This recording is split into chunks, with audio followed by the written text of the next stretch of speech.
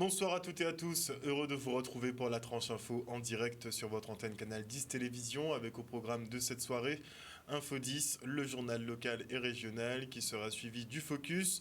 Ce sera après la coupure pub de 19h et ce soir je recevrai la politologue Pamela Aubertan avec qui on fera un bilan sur la gestion de crise d'une maladie dont on ne parle plus du tout quasiment, le Covid. Ce sera donc après 19 mais pour l'instant place au JT.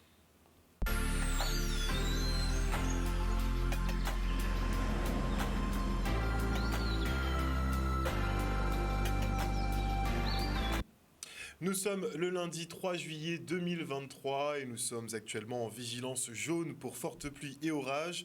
Un mauvais temps dû à l'onde tropicale numéro 16 qui nous traverse actuellement. De fortes averses accompagnées de rafales de vent sont attendues ce soir. Elles pourront persister jusqu'à demain dans la matinée. Les cumuls de pluie peuvent être conséquents, donc la prudence est de mise sur les routes en montagne et aux abords des cours d'eau. Et à l'heure où la France brûle, suite au meurtre d'un adolescent de 17 ans par la police, les maires de Guadeloupe portent leur soutien à la cause nationale. En plus des mairies et autres services publics incendiés, certains hommes politiques auraient été pris à partie par des manifestants. Des actes intolérables pour les élus rassemblés sur le parvis de la mairie de Basse-Terre ce matin. On les écoute. Oui, il fallait le faire. Basse-Terre, c'est le chef-lieu, c'est la ville capitale. Ça a été décidé vite, même au niveau national et au niveau de l'Association des maires de Guadeloupe. Nous devions de marquer le coup. Il y a eu un drame terrible, on le sait. Une enquête est en cours, faisant confiance à la justice. Mais les réactions sont disproportionnées. S'en prendre, je l'ai dit, à un centre social, à une crèche, à un cinéma municipal, au service public, au transport, ce sont les gens de tout le... Voilà, qui prennent ces services publics. Donc il nous faut protéger ce bien commun que sont les services publics qui sont là à la disposition de la population. C'est une initiative, il faut le rappeler, de l'Association des maires de Guadeloupe, auquel en tant que préfet, je me suis associé et il était important que je sois présent aux côtés des élus. Les élus, et notamment les élus municipaux, sont ceux qui sont au plus près de nos concitoyens. Ce sont des élus souvent bénévoles, engagés au service de l'intérêt général. Et rien ne justifie, parce qu'ils incarnent auprès de chacun d'entre nous la République et la démocratie, rien ne justifie qu'on s'en prenne à eux. Ils sont au front face aux difficultés de nos concitoyens, ils sont au service de l'intérêt général et au service de chacun d'entre nous. Voilà, donc rappeler que ces élus ne doivent pas être la cible de tel ou tel, mais doivent être ceux à qui nous devons notre respect et notre attachement républicain. Il s'agissait pour nous tout simplement d'exprimer notre solidarité vis-à-vis des maires, pas forcément le maire en particulier lui forcément, mais surtout les maires qui ont plus ou moins à des degrés différents été agressés, atteints dans leur dignité, menacés dans leur vie familiale, dans leur vie privée, dans ce trouble qui a fait suite tout simplement au décès du jeune Naël en métropole.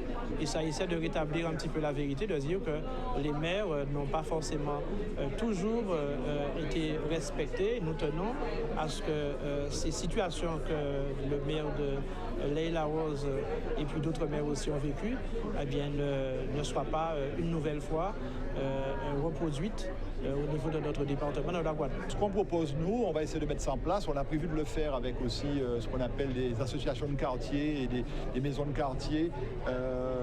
Créer un espace où on puisse discuter, dialoguer, parce que c'est vrai que le pays va mal, mais c'est en discutant, c'est en dialoguant qu'on peut arriver à faire en sorte que le vivre ensemble soit quelque chose de réel. Un pays qui va vraiment très mal. Notez qu'entre le 27 juin et aujourd'hui, donc au terme de 6 jours d'émeutes, on compte 11 113 incendies de poubelles et 5 662 incendies de voitures. On note également 1059 bâtiments incendiés ou dégradés, dont 254 postes de police et de gendarmerie qui ont été attaqués ces dernières nuits. 3 354 individus ont été interpellés, dont 1200 en région parisienne. On est bien au-dessus des chiffres qu'on avait connus lors des émeutes de 2005. Vous vous rappelez de ces 2 jeunes qui s'étaient retrouvés dans un transformateur électrique à Clichy-sous-Bois parce qu'ils tentaient de fuir justement la police. Ça avait déclenché pas mal d'émeutes et effectivement des émeutes qui avaient duré 3 semaines. Là, au bout de 6 jours, on a déjà quasiment explosé tous les chiffres. Et afin de réduire le drainage d'ordures vers la mer et la mangrove lors d'épisodes pluvieux, le parc national met en place des filets anti-déchets. Les premiers équipements tests sont installés à Ferry-des-Haies et sont en capacité de stocker 3 mètres cubes de déchets. Le reste en images. Aujourd'hui, nous inaugurons le premier dispositif de capture de déchets. C'est un dispositif qui est placé en buse exutoire d'eau pluviale le long de la route nationale. Beaucoup de déchets sont drainés par ces eaux pluviales et se retrouvent sur les mangroves. Et donc après avec une dérive en mer et donc nous rencontrons là différents problèmes. Ce qui est important, c'est qu'on puisse lutter contre les pollutions avec du plastique au niveau de nos mers, de nos océans. On sait l'importance que ça a, on sait les engagements qui sont pris. Et aujourd'hui, avec la ville de Dé, rendre cela expérimental, moi je trouve que c'est bien. Nous avons travaillé avec la société Green City, qui est un bureau d'études spécialisé pour ce type de dispositif. On est sur une phase test et en fonction de ces résultats, il serait intéressant effectivement de développer ce genre de dispositif sur d'autres milieux de la Guadeloupe où il y a des forts enjeux en termes de dérive des déchets en mer. Notre métier principal, c'est scaphandrier. Donc on est expert dans les travaux et les expertises sous-marines et on constate chaque fois qu'on plonge que l'état de la mer s'est dégradé et notamment jonché de déchets. Donc on s'est dit, on va essayer de les récupérer avant qu'ils aillent en mer, à l'endroit où c'est le plus simple. Donc c'est en sortie d'exutoire. Donc aujourd'hui, on a équipé en France et dans le monde des exutoires et on sait qu'on est capable de récupérer sur un épisode pluvieux, sur nos systèmes, environ 3 mètres cubes de déchets chaque fois. Souvent on le dit, c'est ici que commence la mer. C'est dès la côte, dès le littoral. Et vous le voyez ici à Ferry-des-Haies. Une opération comme ça, elle a valeur très importante pour la préservation de notre biodiversité, la préservation de nos océans, la préservation de la mer. Un reportage de Solène Fèvre. La ville de Baie-Mahault, elle, pose la première pierre de sa déchetterie. Un nouvel équipement pour améliorer la collecte et le traitement des ordures sur le territoire, en plus, effectivement, de la capacité de Cap Excellence, puisqu'il y a la déchetterie de la Gabarre déjà. Regardez. Il faut arranger pour ne pas tomber rond. Donc ça veut dire que tu as la feuille comme ça. Et débrouiller ça pour autres trouver. J'ai mon soleil à côté là. Mais moun pas mettre pas au pays dans les lots comme ça. C'est parfait.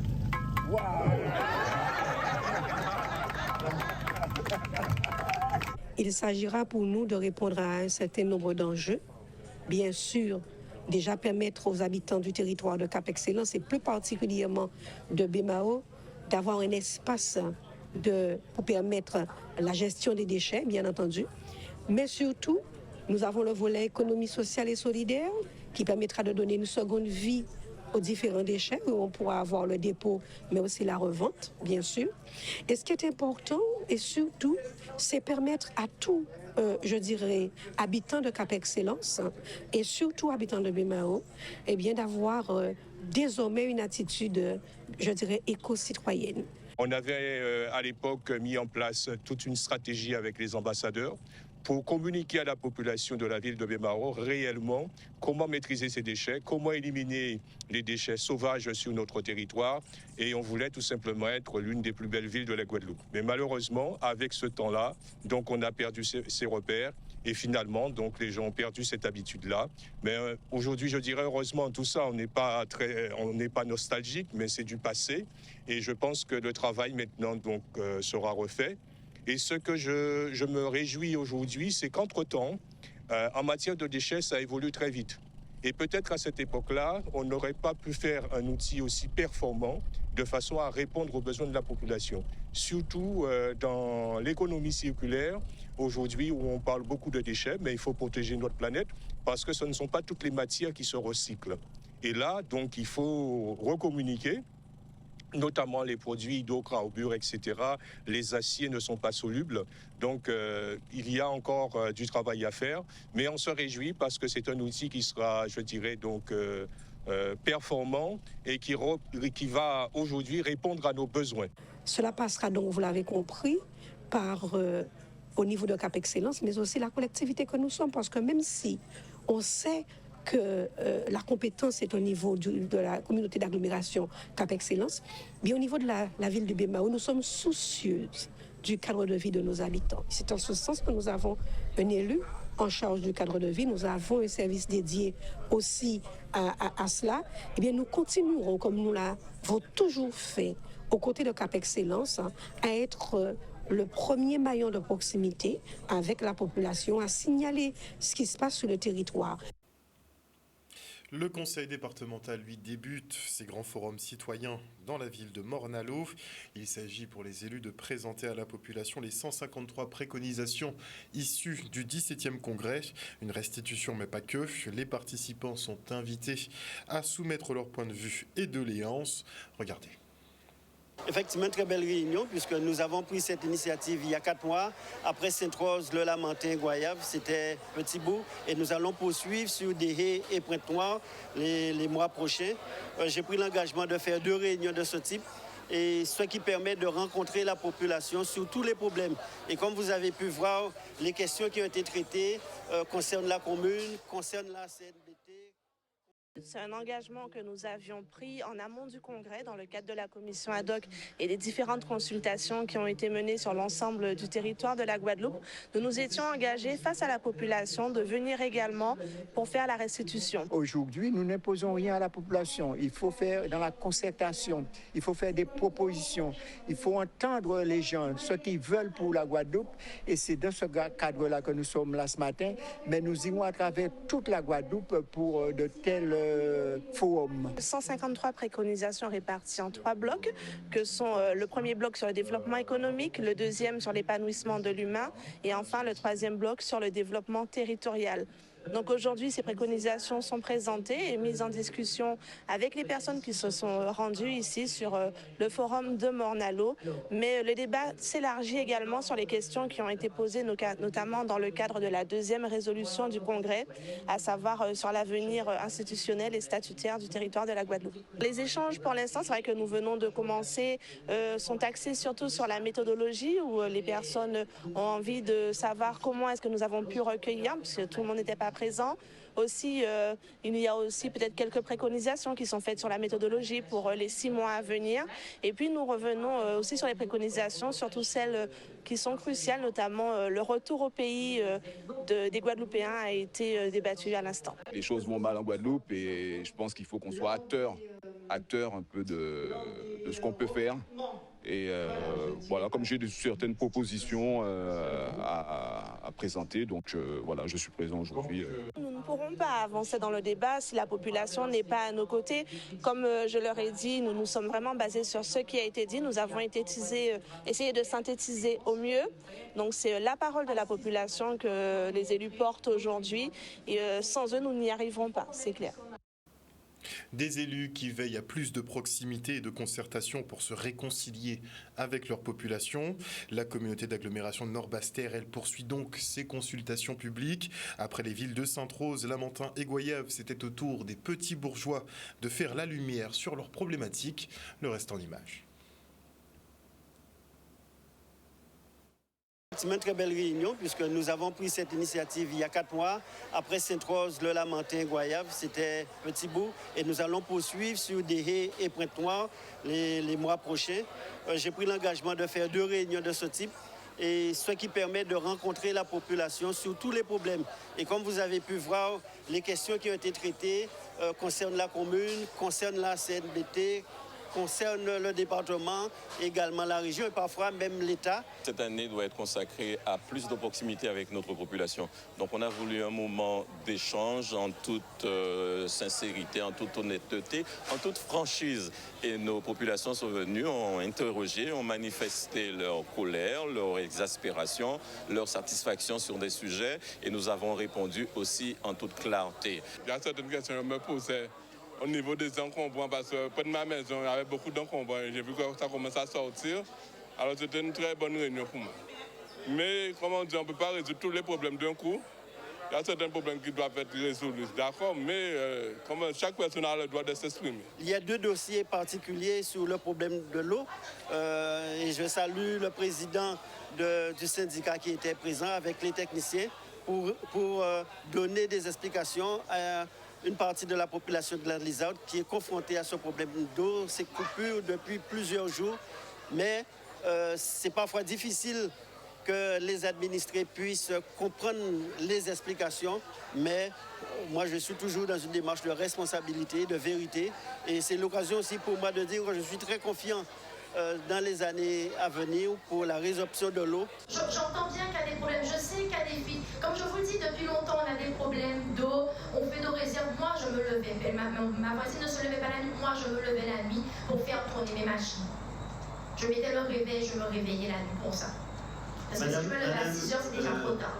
Donc moi, c'est ça que je voudrais dire. Il y a un véritable problème de communication dans le service. Madame, je crois qu'effectivement, il peut y avoir ce problème de communication, mais la réponse a été apportée sur le plan technique par M. Collard, qui n'est pas un politique, il a apporté des réponses techniques en disant qu'il y a un problème spécifique sur ce bout de territoire de Petit-Bourg. Il faut que la population puisse comprendre. Donc des problèmes qui existent depuis 20 ans, 30 ans, voire 50 ans, ne pourront pas se régler en une année ou en claquement de doigts. C'est pour cela que je dis toujours inventorier, évaluer, ensuite planifier. Et c'est ce que nous faisons pour l'eau et c'est ce que nous faisons également pour le problème de GEMAPI des cours d'eau. Un reportage d'Olivier Moradel. Et on enchaîne avec la 3e rencontre Sois belle et fais-toi. Initiée par Sandra Bisson, l'événement permet aux participantes d'échanger avec des femmes au parcours inspirant. Regardez. Aujourd'hui, on a vraiment plaisir sur cette journée dédiée aux femmes, avec cette 3e édition de la Sois belle et fais-toi, de pouvoir échanger avec des femmes qui sont venues pour pouvoir s'inspirer d'autres femmes, tout simplement, sur des sujets liés au bien-être et au leadership, à l'empowerment, puisque je crois qu'on a à écrire des histoires et à écrire des histoires au pluriel, mais d'abord prendre soin de nous, parce que pour faire de belles choses, il faut être en santé, il faut être bien dans sa peau. C'est un événement qui permet de partager et d'échanger avec des femmes qui ont déjà un certain nombre d'expériences et c'est assez inspirant et il y a aussi cette partie bien-être qui est essentielle aujourd'hui à la reconnexion à soi et j'apprécie ce genre d'événement pour ça. Ici, c'est un cercle de femmes qui s'entraident, qui se parlent, qui s'écoutent, qui se conseillent et j'ai été, pour moi c'est un grand honneur d'être là, de partager aussi mon expérience de femmes qui étaient touchées par un cancer et qui à travers cette expérience, a pu, avec l'aide d'autres femmes, créer ce concept qui a essaimé un peu partout dans les Outre-mer, qui accompagne les femmes touchées par le cancer, et quel que soit le type de cancer. Et j'en profite pour saluer les Amazones de Guadeloupe qui font un travail exceptionnel sur tout le territoire de la Guadeloupe, mais également à Marie-Galante. Ce qui m'a marqué, c'est vraiment, à travers les différents témoignages, cette notion de résilience qui ressort à chaque fois et aussi cette notion de reconnexion à soi qui est vraiment essentielle aujourd'hui à notre bien-être et pour l'accomplissement aussi de nos projets. Et en parlant de bien-être et de développement économique, on se rend au jardin d'eau à Goyave pour le 2e salon VG Créole. Loin d'être conçu uniquement pour les véganes et végétariens, l'événement valorise avant tout la production locale à partir de ressources végétales, naturelles et saines. Vianney Valverde était sur place. Regardez. On est à la 2e édition du salon VG Créole, donc c'est un salon, on va dire, qui réunit les acteurs locaux autour du végétal et du véganisme. Donc on a de la restauration, on a des stands d'agriculture, on a de l'agrotransformation comme ce que je propose, on a du bien-être, on a la possibilité de se faire masser, d'être dans un beau cadre, de profiter de la rivière parce qu'il fait chaud aujourd'hui. C'est vraiment un salon qui permet en fait de découvrir tout le domaine en fait que le végétal touche, à savoir la cosmétique, à savoir pour les cheveux, pour la peau, pour le bien-être dans le corps et forcément pour la bouffe. L'initiative est bonne. Donc l'initiative, dans un premier temps, de faire un salon autour du végétal et du véganisme, dans un premier temps, c'est intéressant. Après, je trouve que ce qui est encore plus intéressant, c'est qu'au-delà du véganisme, avoir un espace dédié aux acteurs locaux, que ce soit aux agriculteurs, aux personnes qui font de l'agrotransformation, ça manque. Ça manque parce que c'est vrai que bon, des fois, on a des foires sur Jarry, des choses comme ça, mais vraiment des choses où on peut rencontrer des personnes qui font des choses parfois qu'on ne connaît pas, qui ne sont pas forcément très présentes sur les réseaux sociaux. Ça manque et c'est un bel endroit pour découvrir ou redécouvrir des personnes qui font de belles choses. Et le but du Salon VG Créole, en fait, c'est de mettre en relation tous ces gens. Tous les gens qui produisent, tous les gens qui transforment et tous les gens qui distribuent. Donc créer en fait une symbiose, créer une dynamique pour que en fait, la Guadeloupe aujourd'hui sache que tout ce qu'on trouve dans les grandes surfaces est disponible en local. Et avec les acteurs qui sont là aujourd'hui, les artisans, on peut savoir d'où ça vient, qui l'a fait, comment il l'a fait. On peut échanger, on peut discuter avec les personnes et on peut vraiment savoir ce qu'on mange aujourd'hui. Coca-Cola, c'est un produit qui fait partie de mais c'est l'habitude dans nous. Après ça, c'est vrai, il y a un petit côté ancien temps. Il y a la génération nous qui pas gain, qui a utilisé souvent. Mais des salons comme ça, justement, ça va permettre de découvrir. Et il y a le monde qui aime aussi ces petites confiseries-là, on a fait des petites confiseries chocolat. Donc ça, franchement, ça a bien parti. Et bâton là, c'est plus ces grands monde là, et ces mamans là, etc. Ils ont venir acheter bâton pour faire chocolat traditionnel à eux-mêmes. On a fait venir en fait des influenceurs de Martinique, de métropole, mais qui sont d'origine antillaise, guadeloupéenne pour la plupart, qui sont venus apporter leur savoir dans le domaine végétal, vegan, agriculteur, peu importe, qui sont venus en fait nous apporter leur savoir. Et ce sont des personnes qui aujourd'hui en fait rassemblent près d'1 million d'abonnés à toutes elles réunies. Tant que vous avez accepté de mon amour, qui est toujours là, parce que moi, l'organisation là est carrée et est bien fréquentée, qui veut dire que si on joue aussi, nous avons préparé nous pour nous venir là. Donc, moi, rebelote, si ça carré, en là, oui.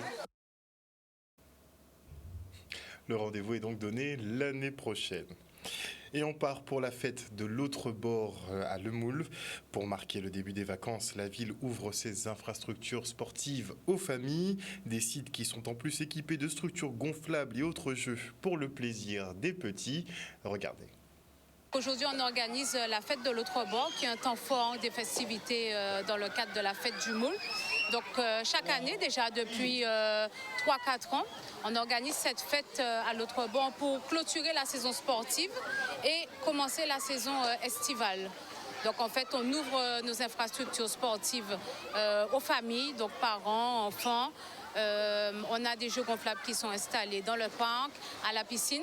Donc ça permet aux gens, comme je dis, de lancer les vacances, passer une journée aux familles et surtout faire connaître nos installations parce qu'en fait, beaucoup de personnes encore ne connaissent pas la piscine. C'est une bonne journée agréable de la part des services de sport du Moule qui nous a organisé cette grande fête, moi j'appelle ça, la fête de la piscine, la fête de l'eau. Mais c'est superbe.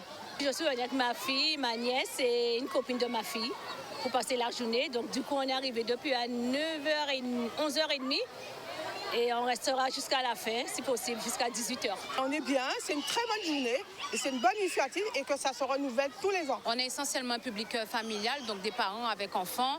On va des bébés jusqu'aux adultes. Donc l'idée vraiment est de faire une manifestation pour permettre aux familles de venir passer chez nous toute une journée. Donc le parc est ouvert à 11h. On restera ouvert à la piscine également jusqu'à 18h, 18h30. Les parents ont de quoi se restaurer sur place. Donc, comme je l'ai dit, avec les ambulants qu'on a sollicités, mais aussi en face avec les restaurateurs de la plage de l'autre bord. Donc, l'idée vraiment est de permettre aux parents, aux familles, de commencer les vacances au Moule, sur la plage de l'autre bord, à la Régie des Sports. Des images signées Maxime Morel. Et on souhaite un très joyeux anniversaire avant de se quitter à Madame Marie Solvay Lamar qui intègre le prestigieux club des centenaires de Guadeloupe. Et elle représente donc la ville de Sainte-Anne. Regardez. Oui, je suis ravi d'avoir aujourd'hui, ce 1er juillet, l'anniversaire, ce centenaire de Madame Solvay, née Lamar Anne-Marie. parce que c'est une dame qui a bien, je dirais, bien vécu et qui a bien travaillé. Elle était femme de ménage. Elle a participé à de nombreuses activités culturelles de la commune. J'ai travaillé à domicile, j'ai travaillé chez les gens aussi. Je faisais domestique les gens. Je faisais de la lessive. Presque tous les mardis, j'étais à Capester avec la lessive. Tous les mardis, quand je ne travaille pas chez les gens, je prends la lessive chez moi. Je vais à Capester tous les mardis. C'est important pour moi personnellement parce que, à travers ces personnes, quand nous dialoguons, sur le plan mémorial, elles laissent, je dirais, des archives. Ce sont des mémoires vivantes. J'ai 3 enfants. 2 filles? 2 filles, 2 garçons, 1 fille. 2 garçons et 1 fille. J'ai 2 garçons, 1 fille. Cette fille-là, je l'ai eu le premier. C'est ma fille. C'est un honneur, c'est un plaisir. Ah ouais, c'est très plaisir. C'est fierté. Ouais. D'être arrivée jusqu'à 100 ans, c'est vraiment... Et on espère qu'elle continuera. À Saint-Anne, à Saint-Poté. Comment faire alors? En tout cas, sorti à Saint-Anne, en tout cas, à Saint-Poté, en tout cas, dans ces cadres, en tout cas, dans ces cadres, en tout cas, dans la où tous les samedis, il y aurait au senti. Moi-même, personnellement, en tout cas, fatigué des moments, pas de caler. Et lui qui est toutes les samedis dans ces cadres. Voilà, chers téléspectateurs, nous sommes arrivés au terme de ce journal. Merci pour votre fidélité à ce programme. N'oubliez pas que sur Canal 10, vous faites l'information que nous diffusons. Le JT revient demain à 18h30. Une bonne soirée à vous. Bisous tout le monde.